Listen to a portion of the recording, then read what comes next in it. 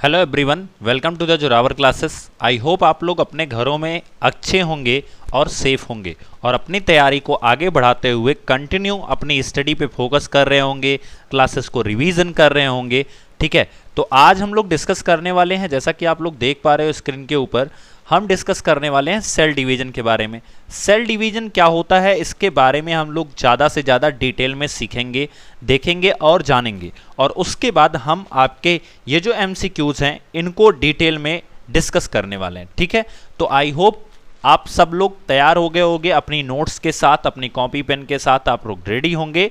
ठीक है, और जो भी लोग नहीं भी रेडी होंगे, किचन में खाना बनाते बनाते कुछ लोग हमारी वीडियोस को एंजॉय करते हैं, कुछ वीडियोस को देखते हैं, इससे उनके खाना बनाने में जो टाइमिंग होती है वो कट जाती है, तो उनको बोरिंग नहीं लगता है।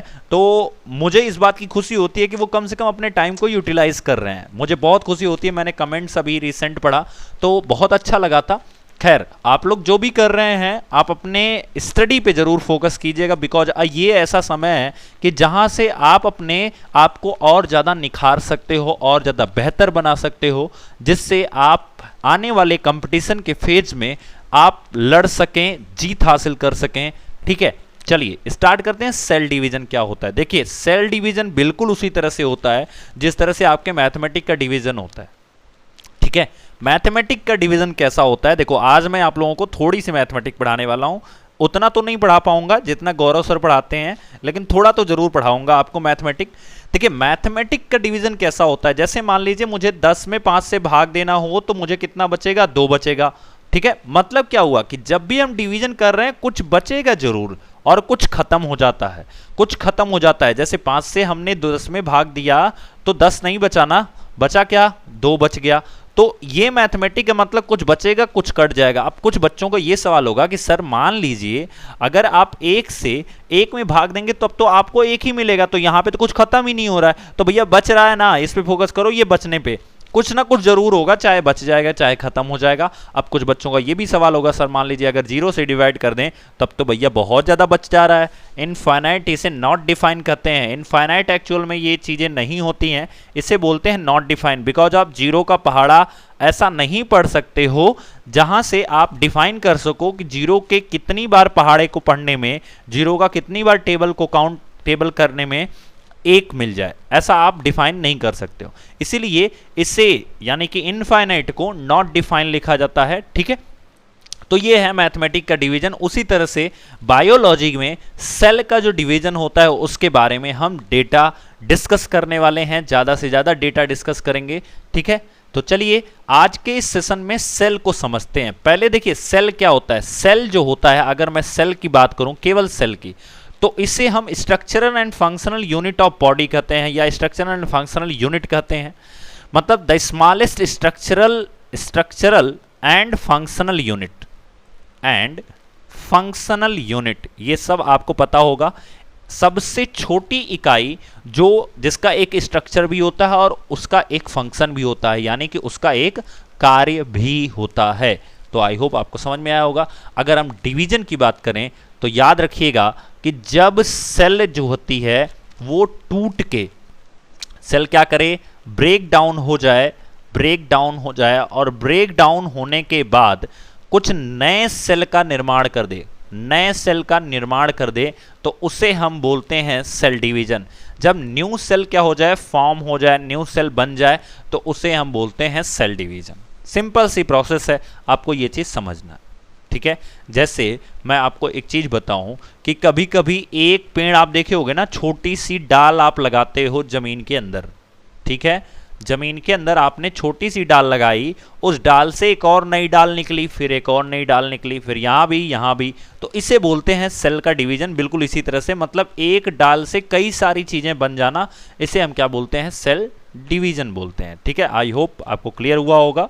ठीक है, जो बच्चे हमसे पहली बार जुड़े हैं वो चैनल को सब्सक्राइब कर लें and press the bell icon, जिससे उनको टाइम टू टाइम नोटिफिकेशन मिलता रहे।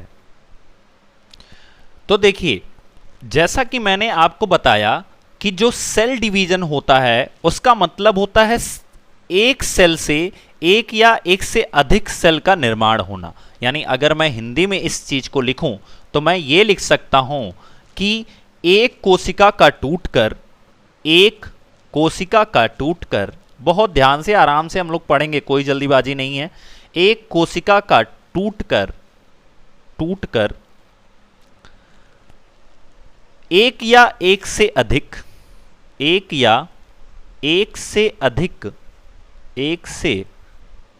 कोशिका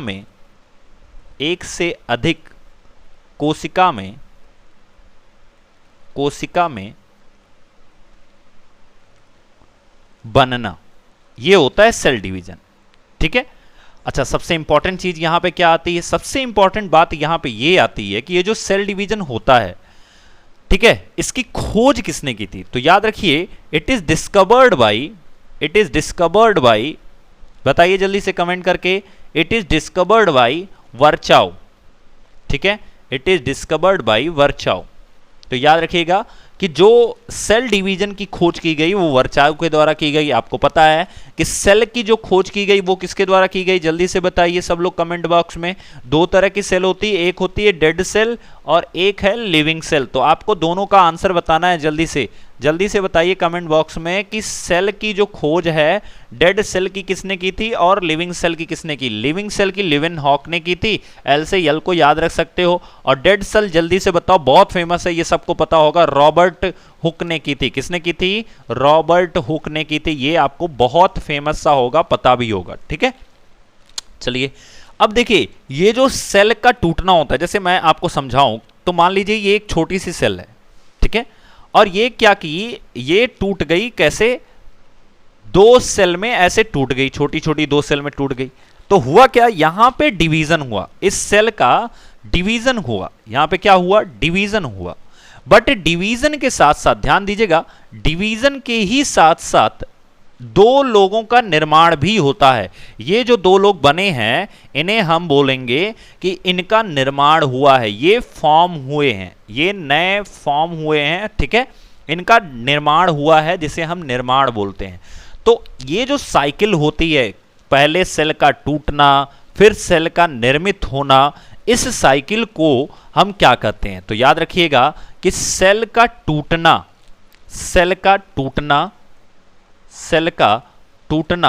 तथा नए सेल का निर्मित होना, नए सेल का निर्मित होना या निर्माण होना, निर्मित होना क्या कहलाता है? सेल साइकिल कहलाता है। क्या कहलाता है? सेल साइकिल कहलाता है। क्या कहलाता है? सेल साइकिल कहलाता है। ठीक है, अब याद रखिए, ये जो सेल साइकिल है ये इतनी आसानी से नहीं होता है, ये टोटल 4 फेज में होता है। कितने फेज में होता है? 4 फेज में होता है। यानी कि एक पुरानी सेल से नए सेल में जब कोई चीज कन्वर्ट होता है, ठीक है, याद रखिएगा सेल डिवीजन का मतलब क्या हो गया कि पुरानी सेल से नए सेल में कन्वर्जेशन जब होता है तो उस प्रोसेस में, यानी कि ओल्ड सेल से जब हम न्यू की तरफ जाते हैं तो उसमें 4 स्टेप लगते हैं। इसमें कितने स्टेप लगते हैं? तो इसमें टोटल 4 स्टेप्स लगते हैं। ठीक है, याद रखिएगा इस चीज को, 4 स्टेप्स लगते हैं। अब ये जो 4 स्टेप होते हैं इनका नाम क्या होता है जानना तो ये है कि, और किस किस तरह से ये चारों स्टेप्स घटित होते हैं, किस किस तरह से ये चारों स्टेप टूटते हैं, इसके बारे में हमें जानना बहुत ज़्यादा जरूरी है। तो हमेशा याद रखिए, ये जो 4 स्टेप्स होते हैं, ये 4 स्टेप के नाम, पहला नाम होता है जीवन फेज, पहला है जीवन फेज। ठीक है, फेज का मतलब होता है कला। अगर हिंदी में आप देखोगे तो इसे हम कला बोलते हैं या अवस्था आप कह सकते हो, जहां पे चेंजेस होते हैं, पॉसिबल जहां होते हैं। ठीक है, दूसरा होता है यस फेज, तीसरा होता है, याद रखिएगा, तीसरा जो होता है उसे हम कहते हैं G2 फेज, अभी सारा मैं डेटा आपको समझाऊंगा, बहुत डीपली मैं चीज़ों को समझा रहा हूं, इसलिए बहुत डीपली आप समझने की कोशिश भी कीजिएगा। ये जो चारों स्टेप्स हैं इनको बहुत ज़्यादा अच्छे से समझने की कोशिश कीजिएगा। देन फोर्थ जो है इसे एम फेज बोलते हैं। इसे क्या बोलते हैं? एम फेज बोलते हैं। याद रखिए कि जो ये 3 फेज दिए हैं, जस्ट 1 मिनट, जो ये 3 फेज दिए हैं आपके, पहला, दूसरा, तीसरा, ये चारों जो फेज होते हैं, सॉरी, ये जो 3 फेज होते हैं, इन्हें हम इंटरनल फेज कहते हैं, या कह सकते हो ये आंतरिक कलाएं हैं जो आंतरिक परिवर्तन होती हैं, ठीक है। इन्हें हम क्या कहते हैं, सेल डिवीजन जो होता है ये 4 स्टेप्स में होता है। ये थोड़ा सा मैं मिटा दिया था, मैंने इसको लिख देना है दोबारा से। ये जो 3 फेज होते हैं, यानी ये जो नीचे के 3 फेज हैं, इन्हें हम क्या कहते हैं, इन्हें हम इंटरनल फेज कहते हैं। इन्हें हम क्या कहते हैं, इंटरनल फेज कहते हैं। मैंने आपको बताया था ना कि इस लेवल की चीजें आपसे पीआरटी में भी ना पूछी जाए, बट मैं आपको गारंटी देता हूं अगर आप पढ़ लेते हो ना तो आपसे पीजीटी टीजीटी भी कोई रोक नहीं सकता। ये लेवल की चीज मैं आपको डेटा दे देता हूं। क्लियर हो गया। तो इंटरनल फेज होता है 3, ठीक है, और एक होता है एक्सटर्नल फेज। तो देखिएगा ध्यान से, ये जो एक्सटर्नल फेज होता है वो क्या होता है। तो जब कोई सेल है, सपोज कीजिए जब कोई सेल है, जैसे मैं अगर एक सेल बनाता हूं यहां पे, ठीक है, एक सेल अगर टूटती है, ये टूट गई 2 सेल में, और ये जो पहली वाली सेल इसकी बनी है ये भी किस में टूट गई, 2 सेल में, ठीक है ना। तो ये जो दोनों सेल में टूटा हुआ चीज है, ये टोटल का टोटल होता है सेल साइकिल, ये टोटल का टोटल होता है सेल साइकिल। बट ये जो फेज है लास्ट वाला, जब ये 2 नई बनी है, अभी हम लोग पढ़ेंगे सिस्टर्स के बारे में, ठीक है, तो वहां पे जब प्लांट का सेल डिवीजन होता है, तो ये जो लास्ट में 2 बने हैं इसे हम एम फेज बोलते हैं, ठीक है ना, इसे हम क्या बोलते हैं, एम फेज बोलते हैं। और ये जो टोटल आपका साइकिल घुमा हुआ है इसे हम ये G1 G2 and G1 G2 and S phase कहते हैं। ठीक है, समझ में आया। और यही पूरी प्रोसेस जो होती है, ये जो पूरी प्रोसेस होती है दोस्तों, इसे हम कहते हैं सेल साइकिल। में भी आपको कुछ चीजें ना समझ में आई हो, बट आप ध्यान दोगे, 2-3 बार पढ़ोगे तो आपको ज्यादा समझ में आएगी, ठीक है। इसे हम सेल साइकिल कहते हैं। अब देखिए इनमें होता क्या है, या इसमें क्या क्या पूछा जाता है आपके एग्जाम के अंतर्गत, तो ध्यान दीजिएगा। पहला जो हमारा फेज है, पहला फेज है जिसे हम G1 फेज कहते हैं, जिसे हम क्या कहते हैं, G1 फेज कहते हैं। दूसरा जो फेज है हमारा वो क्या है, तो वो है हमारा S फेज, इसे हम क्या कहते हैं, S फेज कहते हैं। तीसरा जो है वो हमारा क्या है, तो वो है G2 फेज, वो क्या है, G2 फेज है। एंड चौथा जो है वो है M फेज। तो इनके बारे में हम थोड़ा जान लेते हैं। हर कलाओं में यानी हर फेज में क्या क्या घटनाएं घटित होती हैं, इसके बारे में हम थोड़ा थोड़ा जान लेते हैं, ठीक है। देखिएगा ध्यान से। तो हर फेज में कुछ ना कुछ घटनाएं घटित होती हैं, किसी न किसी चीज का निर्माण हो रहा होता है या किसी चीज का सिंथेसिस हो रहा होता है, उसे हम देख लेते हैं। तो याद रखिएगा G1 फेज में RNA से, भाई अब अगर कोई नए एक सेल है, अगर वो दूर किसी सेल में टूट रही है तो उसको एनर्जी की जरूरत होगी कि नहीं।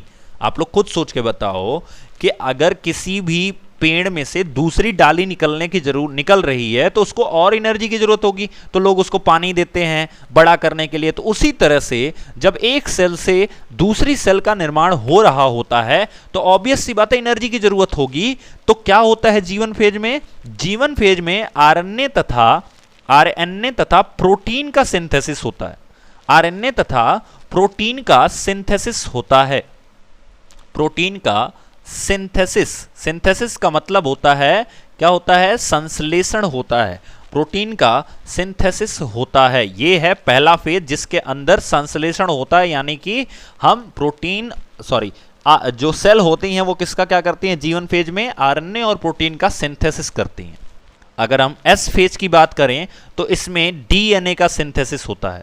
इसमें किसका सिंथेसिस होता है, तो डीएनए का सिंथेसिस होता है, सिंथेसिस होता है। अगर आप बात करोगे G2 फेज की, तो G2 फेज में सेल डिवीजन के लिए तैयार हो जाता है। G2 फेज में क्या होता है, सेल जो है वो डिवीजन के लिए तैयार हो जाता है, यानी कि टूटने के लिए तैयार हो जाता है। मैंने आपको बताया ना, टूटने के पहले उसको एनर्जी की जरूरत होगी। जैसे आप सिंपल सी बात बताओ कि जो पानी होता है वो गर्म होके किसी भी जिस बर्तन में रखा हो, वो गर्म होके उस बर्तन से बाहर कब आएगा, वो तभी उस बर्तन से बाहर आएगा जब हम उसको एनर्जी देंगे, यानी कि हम उसको आग दे रहे होते हैं नीचे से, तब जाके वो बाहर आता है। तो इसी केस में जब हम सेल को एनर्जी देंगे, यानी आरएनए का सिंथेसिस कराएंगे, प्रोटीन का सिंथेसिस कराएंगे, डीएनए का सिंथेसिस कराएंगे, तो उसको एनर्जी मिलती है, आग मिलती है। और इन्हीं आग के कारण G2 फेज में वो जो सेल होता है वो डिवीजन के लिए, यानी सेल जो है डिवीजन के लिए तैयार होता है, सेल डिवीजन के लिए तैयार हो जाता है, सेल जो है डिवीजन के लिए तैयार हो जाता है। समझ में आई बात? नेक्स्ट एंड लास्ट फेज है, ध्यान से समझिएगा, नेक्स्ट एंड लास्ट फेज है जहां पे सेल डिवीजन जो होता है कंप्लीट होता है, सेल डिवीजन कंप्लीट होता है, सेल डिवीजन कंप्लीट होता है, यानी कि सेल डिवीजन जो होता है वो पूर्ण होता है, कंप्लीट होता है। क्लियर हो गया? तो ये चारों फेज हैं जिनके बारे में आपको जानना था, बहुत इंपॉर्टेंट फेज हैं। याद रखिएगा कि जो मेम फेज होता है, ये जो यम फेज है, इसे मायोटिक फेज कहते हैं और इसके पास मिटोटिक फेज कहते हैं, सॉरी मिटोटिक फेज कहते हैं, और ये 2 स्टेप में होता है। इसे हम क्या कहते हैं? मिटोटिक फेज कहते हैं, और ये 2 स्टेप्स में होता है। ये बहुत इंपॉर्टेंट है। बाकी के जो 2 स्टेप्स हैं, कौन कौन से स्टेप में? पहला होता है कैरियोनेसिस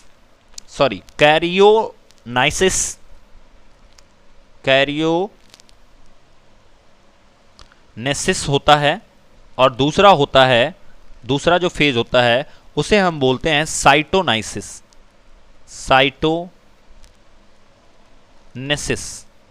ठीक है? अब कैरियोनेसिस एंड साइटोनेसिस क्या होता है इसके बारे में मैं आपको डिटेल में बताने वाला हूं। इतना आप स्क्रीनशॉट लेंगे और इसको नोट डाउन कर लेंगे अपनी कॉपी में। ठीक है? सेल डिवीजन मैं एक एक चीज बता रहा हूं, आपको ध्यान से सिर्फ समझना है। इतने लेवल की चीज बता रहा हूं कि बस आपसे कभी भी एग्जाम से बाहर नहीं आने वाली है यहां से। ठीक है? चलिए मूव करते हैं नेक्स्ट।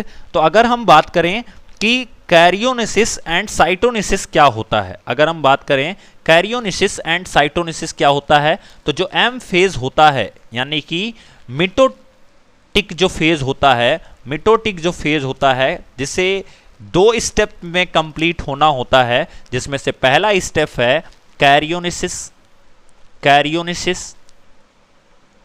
ठीक है, कैरियोनेसिस, और दूसरा स्टेप होता है साइटोनेसिस। दूसरा स्टेप क्या होता है? साइटोनेसिस। तो इन दोनों फेज में जब ये कंप्लीट होता है तो इसमें होता क्या क्या है, तो देखिएगा जो कैरियोनेसिस है और साइटोनेसिस है, नाम से ही इसको आपको क्लियर हो गया होगा। साइटोप्लाज्म का नाम सुने होंगे आप लोग, साइटोप्लाज्म का। ठीक है? तो जो साइटोप्लाज्म का विभाजन होता है वो साइटोनेसिस के अंदर होता है, नाम से ही आप समझ लीजिएगा।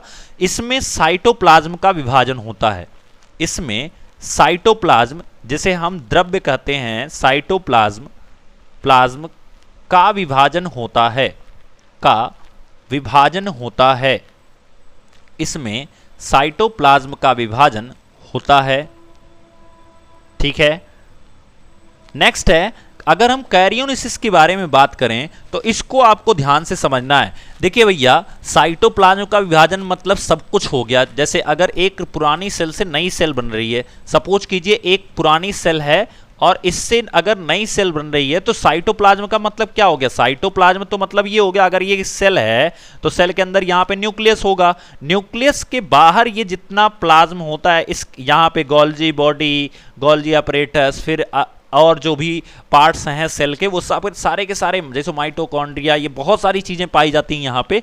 तो जब इस सेल से 2 नए सेल बन रहे होते हैं, उस केस में क्या होता है कि जो साइटोप्लाज्म यानी कि ये जो द्रव्य वाला पार्ट है, ये डिवाइड होता है साइटोनेसिस प्रक्रिया के द्वारा, जो कि एम फेज में होता है। और एम फेज में होता क्या है? तो एम फेज में सेल डिवीजन कंप्लीट हो जाता है। मैंने यही अभी थोड़ी देर पहले बताया, एम फेज में सेल डिवीजन क्या होता है? कंप्लीट होता है। ठीक है?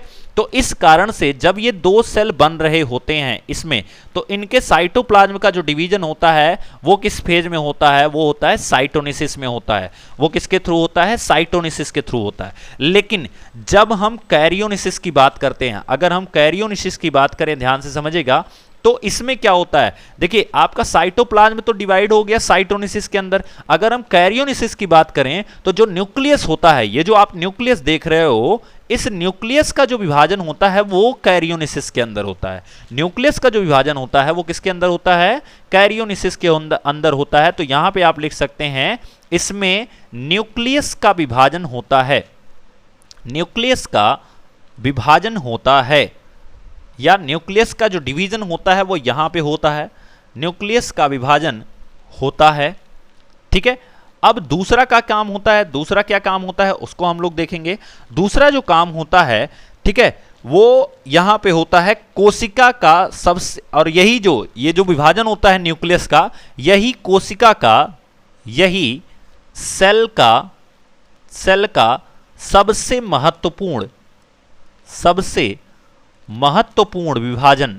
जैसे हम लोग कहते हैं ना, जिस तरह से हमारी बॉडी के अंदर माइंड होता है, उसी तरह से किसी भी सेल के अंदर न्यूक्लियस होता है। यानी आप न्यूक्लियस को सेल का ब्रेन कह सकते हैं, सेल का क्या कह सकते हैं, ब्रेन कह सकते हैं। ठीक है, तो जो सेल का ब्रेन होता है वो न्यूक्लियस होता है, और न्यूक्लियस का जो विभाजन होता है, सोचो एक ब्रेन से दो ब्रेन बन रहे हैं, तो उनका जो विभाजन होगा उसे कैरियोनिसिस प्रोसेस के अंदर रखा जाता है, और यही सेल का सबसे महत्वपूर्ण विभाजन होता है। सेल का सबसे महत्वपूर्ण विभाजन जो होता है वो क्या होता है, न्यूक्लियस का विभाजन होता है। और न्यूक्लियस का जो विभाजन है ये कहाँ पे होता है, तो ये कैरियोनिसिस में होता है। और जो साइटोप्लाज्म का विभाजन है ये कहाँ पे होता है, तो ये साइटोनिसिस में होता है।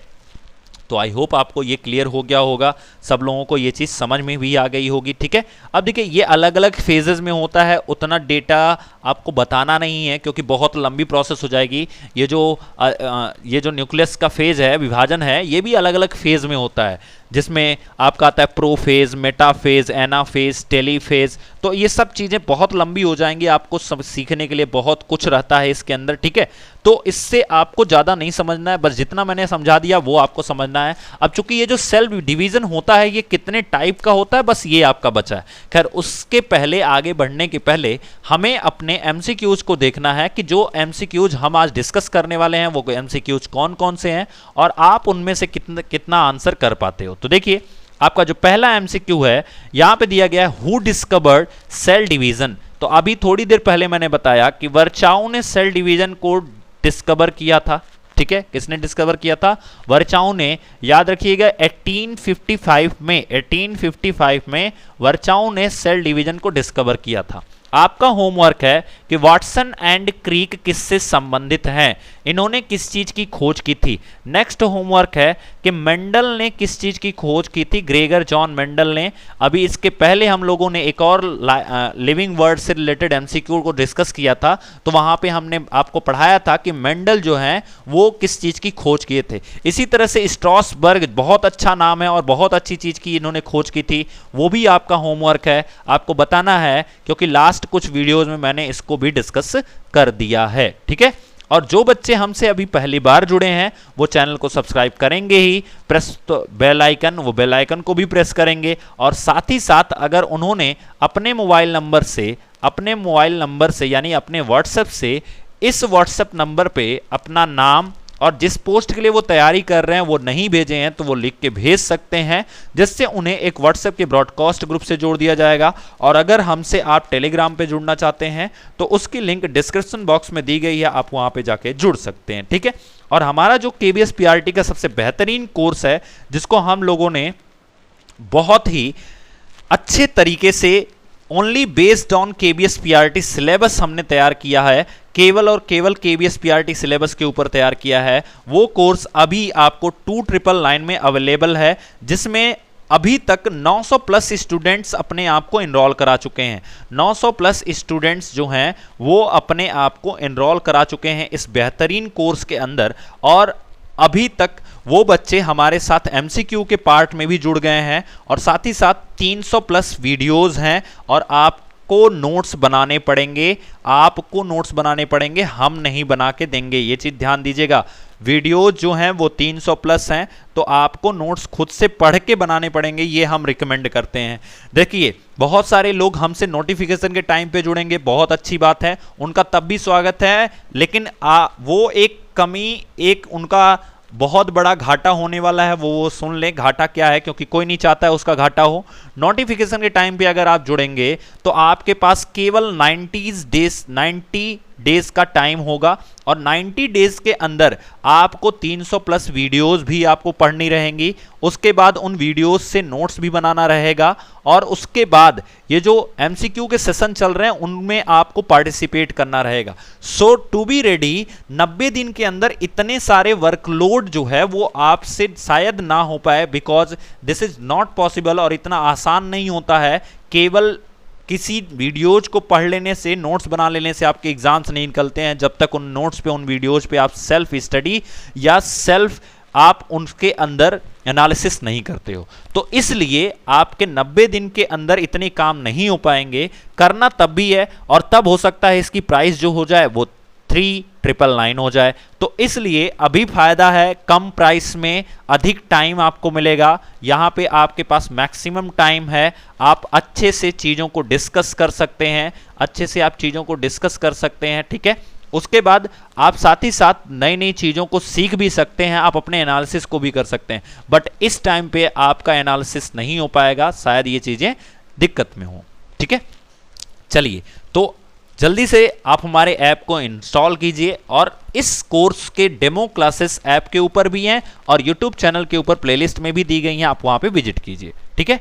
चलिए मूव करते हैं नेक्स्ट क्वेश्चन के ऊपर। नेक्स्ट क्वेश्चन है the process by which new cell form. मैंने आपको बता दिया है कि वो कौन सी प्रोसेस है जिससे न्यू सेल बनती है। तो सेल डिवीजन जो है वो एक ऐसी प्रोसेस है जिससे न्यू सेल का निर्माण होता है।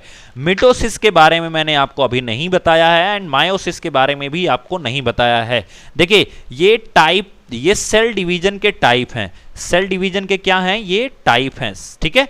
टाइप्स ऑफ सेल डिवीजन जब हम पढ़ेंगे, ठीक है, तो वहां पे हम पढ़ेंगे मिटोसिस एंड मायोसिस, ठीक है।